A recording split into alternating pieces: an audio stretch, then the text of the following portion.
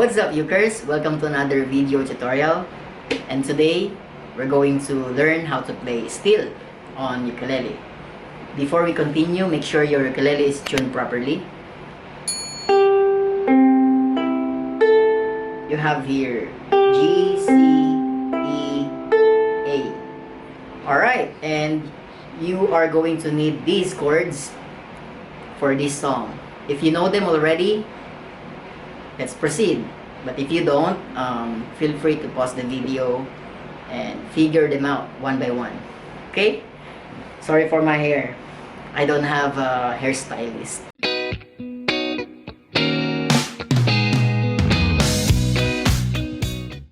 Alright, so let's proceed with the strumming pattern of the song before we go to the verse and chorus.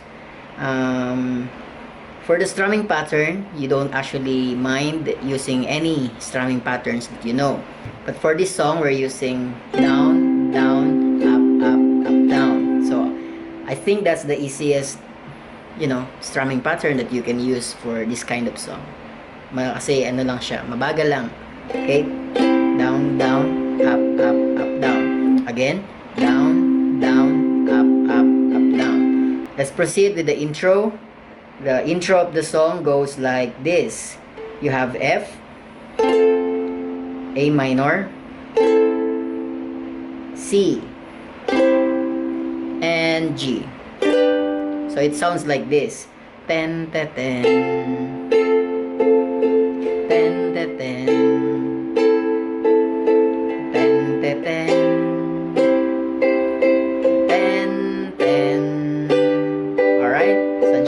Again, one more time. F, 10, 10, down, down, up, up, up, down, down, down, up, up, up, down, down, down, up, up, up, down.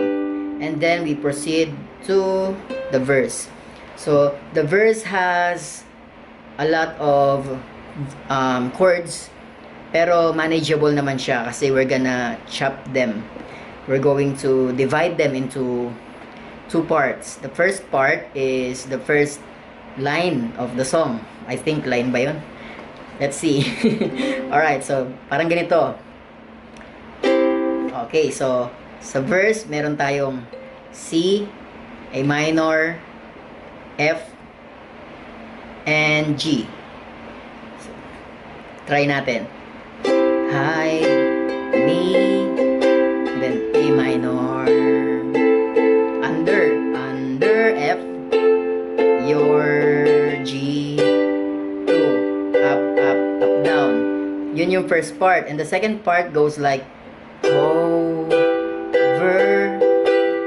me. Yan. And then we go to D minor. Within your mind, then G. Alright? What happened to the light? Anyway, so yun. Meron tayong two parts. Madali lang, diba? So, ulitin natin. We're gonna do it again. Hide me, A minor, F under your G, wings.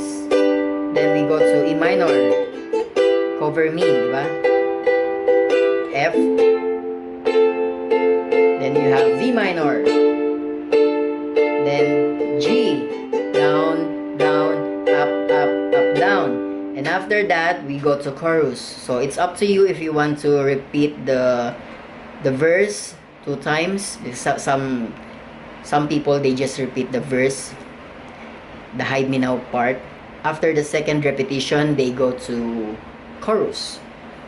Chorus, madali lang siya. Meron tayong F, F, G, C, and F, G, A minor, and then F, G, C. I will be still, F, G, know you, and then balik tayo sa intro, our God, ganon. So let's practice it. We're going to chorus coming from G, and then we go to chorus. Okay, let's start. When the ocean, F, G, down, down, down, down, up, up,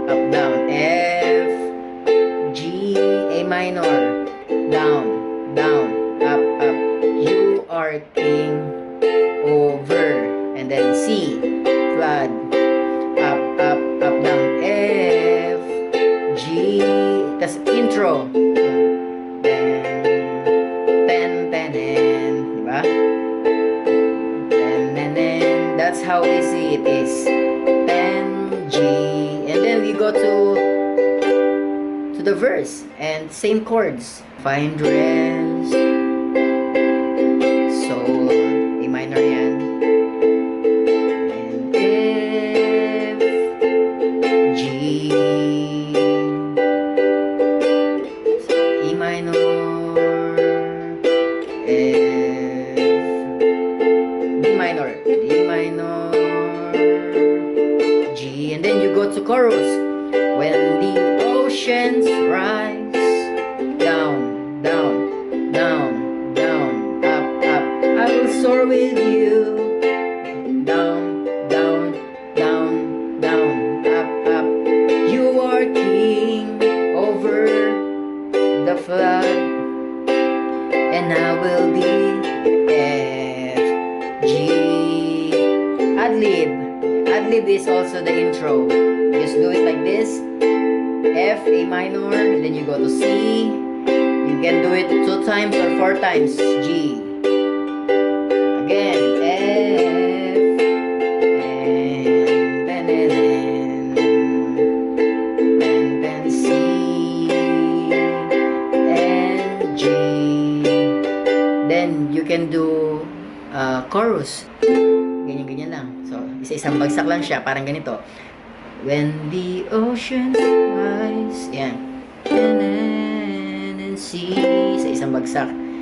And F, G, and A minor. And F, and G, and C. And F, and G, and C. Yan, you can do A minor kung patapos na. And then F, and G, and A minor, and F, and G.